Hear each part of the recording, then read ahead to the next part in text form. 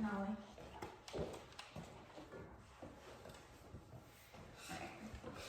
I'll focus most of it. First off, is it okay for you to be in this video and for it to be viewed by my teacher and fellow classmates? Yes. Okay. All right, we're gonna go ahead and begin.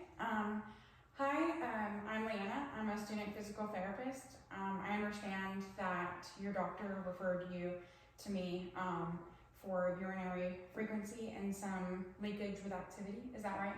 Yes, that's right. Before we begin, I just want you to know that I'll be asking some questions that might be a little bit more personal. This is just to give me a better picture of what's going on so that I can further help you. At any point, if you're uncomfortable with any of those questions, you can feel free to skip them, okay? Okay. All right. So we'll go ahead and hop right in. Can you tell me about when these symptoms first started? Sorry. Well, it first started like a couple months ago. I had a urinary tract infection, and then the infection cleared up, but then the leaking and frequent urination has kind of stuck around. Okay. Got it. When do you tend to notice the leakage occurring? It's like any sudden movements, like if I sneeze, I cough, if I'm jogging, Okay. or like I exert myself a lot suddenly. Okay.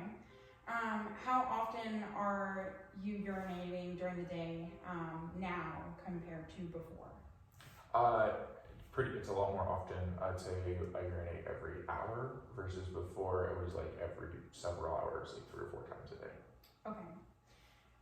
Do you feel like you completely empty your bladder whenever you use the restroom each time? Yes, like that's what it feels like, but then sometimes I get off and feel like I have to go to the bathroom immediately again. Okay. Do you wake up at night to urinate?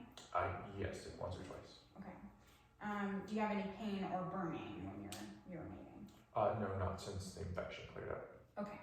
So the next thing that I just want to go over are a few questions just to kind of see your bladder habits and your fluid intake.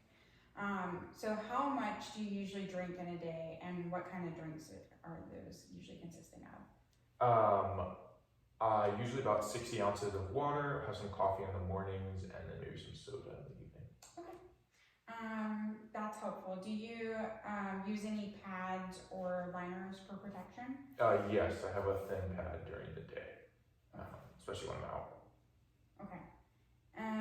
These next questions are going to be referring to your bowel and sexual health.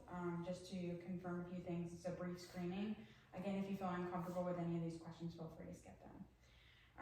Have you noticed any changes in your bowel habits like constipation or straining? No, everything's normal there. Okay. And then, are you sexually active? And if so, do you have any pain or leakage during intimacy? I am sexually active, but no, I haven't had any issues with that. Okay. So those are the questions I had on those, but let's get into some past medical history. So, have you ever been pregnant or given birth? No. No. And then any past pelvic surgeries or other medical conditions that you want me to be aware of? No, nothing that would relate to this. And then how is this affecting your daily life or activities? I used to be a pretty avid runner, and I've had to stop that because there's just a lot of leakage during running. And then other than that, I just have to wear the pad kind of all the time, which of course is frustrating. Understandable. So I just want to thank you for sharing all of that with me. It really just helps to paint a better picture of what's going on. From what you've told me, we'll focus on improving pelvic floor muscles, the strength in the pelvic floor muscles, which just kind of help to support all of those organs and everything. We use them to do different activities. And we'll also work on coordination to help reduce that leakage that you're experiencing and urinary frequency. So does that sound like a good plan? Yes, yeah, that'd be great. All right, let's get started.